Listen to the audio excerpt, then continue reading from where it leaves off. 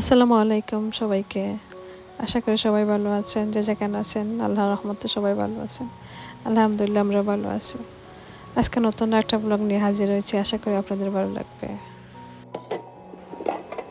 আসলে আজকে কোনো রেসিপি নিয়ে আসিনি, হঠাৎ করে মেহমান আসা, যার জন্য যা কিছু রান্না করছি তা একটু আপনাদের সাথে শেয়ার করছি।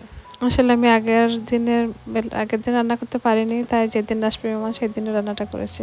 কারণ আগের দিন রান্নাটা রয়ে গেছিলো, তাই রান্না করতে পারিনি, তাই যেদিন আসবে সেই দিনই রান্নাটা করছি। তাই একটু তাড়াহুড়া করে লেগেছে কি। আসলে অনেক কিছু বের করা হয়েছে, আমি ভিডিও করতে পারিনি, প্রথমে বলেই গিয়েছিলাম, পরে হঠাৎ করে মনে হয়েছে যে একটু ভিডিও করে রেখে দিই। তাই যা পারছে কি তা একটু একটু করে ভিডিও করছি। এখানে অনেকগুলো মাংস ছিল, ভিজিয়ে নিয়েছি, বয়েল করে নিচ্ছি। আর জানেন তো সবাই মেহমান আসবে, খুবই তাড়াহুড়া লেগে যায়, কারণ এই দেশে তো একাই সব কিছু করতে হয়, তাই একটু তাড়াহুড়ার মধ্যেই থাকে। এখানে আমি সব কিছু বসিয়ে দিয়েছি। আসলে তো মেহমানে তো আর খাবে কি, খাবে তো সবাই ঘরের মানুষকে চিন্তা করে রান্না। এখানে আমি সব কিছু বসিয়ে দিয়েছি একটা একটা করে, যাতে তাড়াতাড়ি হয়ে যায়। চপসটাও বসিয়ে দিয়েছি, একটা শক্ত মোরগও ভিজিয়ে দিয়েছি। এই রান্নাবান্নাটা একটু মোটামুটি হয়ে আসছে, এখন আমি বসিয়ে দিয়েছি কী বলে এটা, মিট দিয়ে আমি আজ বিরিয়ানি রান্না করবো। মিট বলতে কি, গরুর মাংস দিয়ে কি পোলাও রান্না করবো।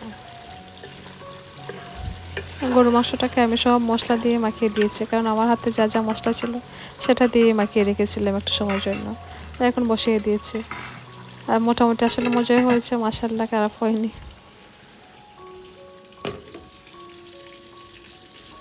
এখানে মাছটাও বসিয়ে দিয়েছি। এখানে কী বলে, কই মাছটা ছিল, কই মাছ আমি চেয়েছিলাম বোনা করবো, বাট পরে কই না, বাজা করে ফেলি। এত গরম পড়েছিল আমাদের এখানে, কি বলবো বলার বাহিরে। তাই যা পারছি তাড়াতাড়ি করে শেষ করে নিচ্ছে। যা শেষ হয়ে গেছে রান্না, সেটা আমি আরও কিছু বসিয়ে দিয়েছি। এখানে সবসটাকে সব মশলা দিয়ে দিয়েছি। এটা সবসটাই বোনা করবো, টমেটো দিয়ে বোনা করবো।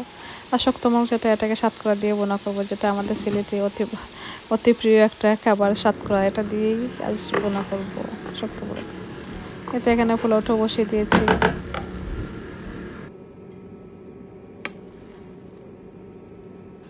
দেখেন আমার পোলাওটা এত মজা হয়েছিল, ঝরঝরা হয়েছে, মাশাআল্লাহ। সবাই খেয়েছেন, সবাই বলেছেন মজা হয়েছে।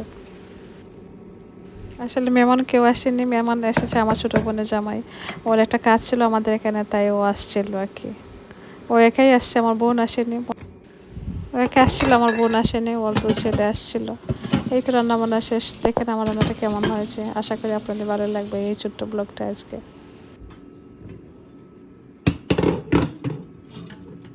সব রান্না করেছি, টমেটো দিয়ে বোনা করেছি। আসলে অনেক কিছু রান্না হয়েছে, তো ভুলে যাই কী কী বলবো কী কী না। জাস্ট আপনাদের একটু দেখিয়ে দিলাম আমি কী কী রান্না করেছি মেহমানের জন্য, সেটাই। আর এই হচ্ছে শতকরা দিয়ে শক্তমূলক রান্না।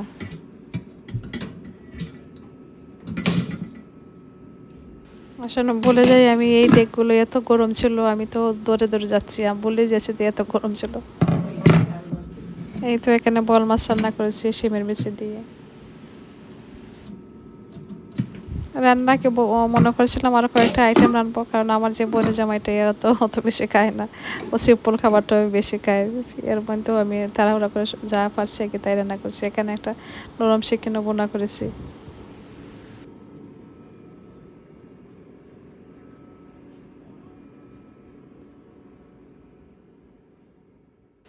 তো ওরাও এসে গেছে সবাই, তাই টেবিলে খাবারটাও দিয়ে দিচ্ছি। আসলে সবাই বলে না, বোন হচ্ছে মায়ের মতন, আসলে তাই।